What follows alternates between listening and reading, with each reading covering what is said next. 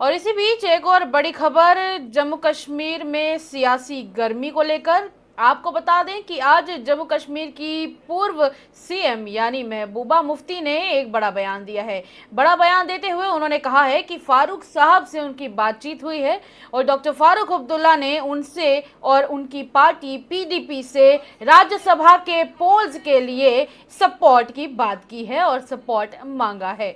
बात करेंगे इसी के बारे में और बड़ी बड़ी हाइलाइट्स के तौर पे आपको स्नीक पिक में बताते हैं कि उनका ये कहना है कि महबूबा मुफ्ती ने सबसे पहले तो उमर अब्दुल्ला सरकार को ये कहा है कि उन्होंने स्टेटहुड की डिमांड इतनी ज़्यादा रख दी कि वो डिमांड कश्मीर के मुद्दे से ज़्यादा बड़ी बन गई। दूसरी तरफ उनका ये कहना था तीसरी तरफ उनका ये कहना था कि उनकी जो लीडरशिप है वो कहीं ना कहीं राज्यसभा को लेकर सपोर्ट देने वाली भी है या नहीं देने वाली है राज्यसभा के पोल्स में, उसके बारे में दोनों पार्टीज आपस में मिलकर डिस्कशन करेंगी, उनकी लीडरशिप मिलेगी और एक बार इसके ऊपर प्रॉपर डिस्कशन होने वाली है। उसके बाद उन्होंने ये भी कहा कि कहीं ना कहीं अगर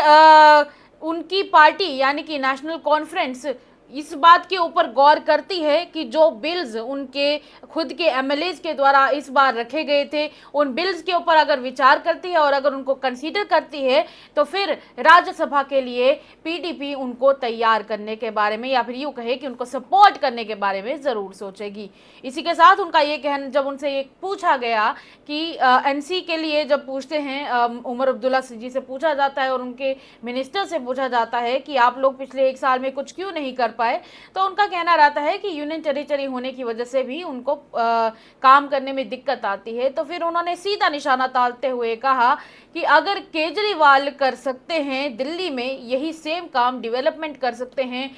लोगों को बिजली दे सकते हैं, पानी दे सकते हैं, तो फिर उमर अब्दुल्ला की सरकार ऐसा क्यों नहीं कर सकती। चलिए देखिए इस वीडियो में। एक साल हुकूमत का हुआ है, आपका क्या इस हवाले से जो रिपोर्ट कार्ड है हुकूमत का तो काफी उंगलियां उठ रही है। आप बाहर भी देख रहे हैं कि डिस्ट्रिक्ट जो है सड़कों पे आ रही है। जी देखिए, कहने को बहुत कुछ कह सकता है मगर मैं एक बात कहना चाहती हूँ कि पिछले 2019 के बाद जो गवर्नर रूल में हो रहा था, पकड़ दकड़ का माहौल था, रोज छापे पड़ते थे अलग अलग एजेंसीज के, बैन लगाई जाती थी, जो इंस्टीट्यूशंस हैं उनको अटैच किया जाता है, लोगों की प्रॉपर्टी अटैच की गई, यानी जम्मू कश्मीर में एक सर्विलेंस चल रही थी। कोई बात नहीं कर सकता है, कोई कुछ नहीं कर सकता है। तो उस वक्त लगता था ये बड़ा एबनॉर्मल है, ये क्या हो रहा है। मगर उमर साहब ने जो सबसे बड़ी सर्विस की बीजेपी की, कि जो अभी तक लोगों को लगता था ये क्या को मुलाजिमों को निकालते, लोग बोलते थे क्यों निकाला, तो उमर साहब ने उसको नॉर्मलाइज किया कि जो अभी तक लगता था कि ये बुरा हो रहा है, गलत हो रहा है, उमर साहब ने कहा ये ठीक है, चल रहा है। क्योंकि ना वो बात की उन्होंने, न इसमें कोई रेजिस्टेंस दिखाया। जो उन्होंने कहा था कि हमारे जो लोग हजारों की तादाद में बाहर जेलों में हैं उनको हम लीगल एड देंगे, नहीं दिया। उन्होंने कहा था 370 को लेके नाम नहीं लेते 370 का। यानी जो बीजेपी का एक नैरेटिव रहा कि मसले कश्मीर के हवाले से कोई बात नहीं होनी चाहिए, 370 के हवाले से कोई बात नहीं होनी चाहिए, सिर्फ स्टेटहुड की बात बीजेपी। और आज स्टेटहुड को भी उमर साहब ने एक बहुत बड़ा मुश्किल सवाल बना दिया। वो स्टेटहुड जो बीजेपी खुद कहती थी हम देंगे, मगर स्टेटहुड बोलते बोलते उमर साहब ने उसको मसले कश्मीर से भी बड़ा मसला बनाया। तो मैं समझती हूँ ये जम्मू कश्मीर के लोगों के साथ बहुत बड़ा धोखा है कि आज भी पकड़ दकड़ है, आज भी जमात इस्लामी के जो इंस्टीट्यूशन अटैच किए जाते हैं, हमारे स्कूल बंद किए गए, फलाह ट्रस्ट का जो इंस्टीट्यूशन है उसको टेक ओवर किया और यहाँ की जो मिनिस्टर है उसके सिग्नेचर से हुआ।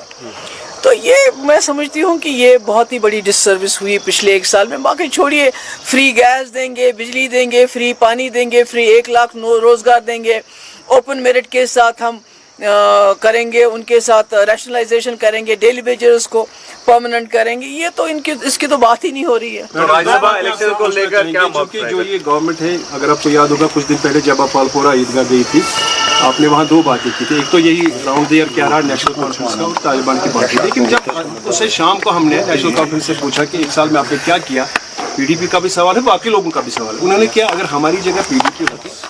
वो इससे बेटर क्या करती, क्योंकि ये यूटी में इस वक्त जम्मू कश्मीर चल रही है, बराबर था, स्टेट नहीं है। केजरीवाल यूटी में नहीं थे क्या? केजरीवाल में यूटी में रह के लोगों को फ्री बिजली नहीं दी, फ्री पानी नहीं दिया, स्कूलों को इम्प्रूव नहीं किया, हेल्थ सेंटर को इम्प्रूव नहीं किया, जो इलीगल कॉलोनीज थी उनको लीगलाइज किया, पूरी करप्शन को दूर कर दिया। तो मुझे लगता है केजरीवाल के तो सर पे ऐसे बंदूक रखी थी एलजी साहब ने, पर उसके बावजूद जितनी अच्छी, हमें केजरीवाल के पॉलिटिक्स के साथ बहुत उनके साथ एतराज़ात हैं, मगर अगर आप एज अ यूटी में जो उनकी गवर्नेंस देखेंगे वो तो एक मॉडल है। तो यहाँ तो किसी ने रोके नहीं उमर साहब के हाथ, वो अब फ्री गैस क्यों नहीं दे रहे हैं, वो विडो फंड को क्यों नहीं बढ़ा रहे हैं, किसने रोका है, वो फ्री पावर क्यों नहीं दे रहे हैं, पानी क्यों नहीं दे रहे हैं, रोजगार क्यों नहीं दे रहे हैं, जो रिजर्वेशन पे उन्होंने कमेटी बनाई उसकी रिपोर्ट आम क्यों नहीं कर रहे। मेरा ख्याल में ये ज्यादती है, ये कहना कि हमारे पास स्टेटहुड नहीं है, वो एक मेरे ख्याल में बहाना है। राज्यसभा पोस्ट को लेकर क्या मौक़िफ़ रहेगा पीडीपी का, जिस तरह से सजाद लोन साहब ने जो है एब्सटेन करने का जो है ऐलान भी किया? देखिए, फारूक साहब ने मुझे फ़ोन किया, उन्होंने बोला कि हमें सपोर्ट की ज़रूरत है।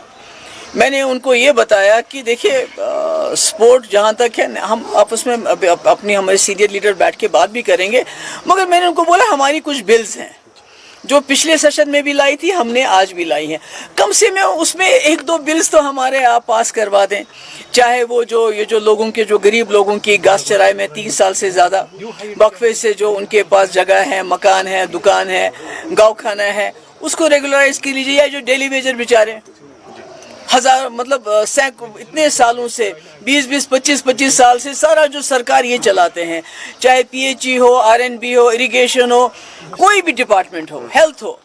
तो इनकी वजह से वो डिपार्टमेंट चलता है। तो ये बेचारे 8,000 रुपये में क्या करेंगे? तो अगर कम से कम ये 1-2 बिल्स में वो हमारी मदद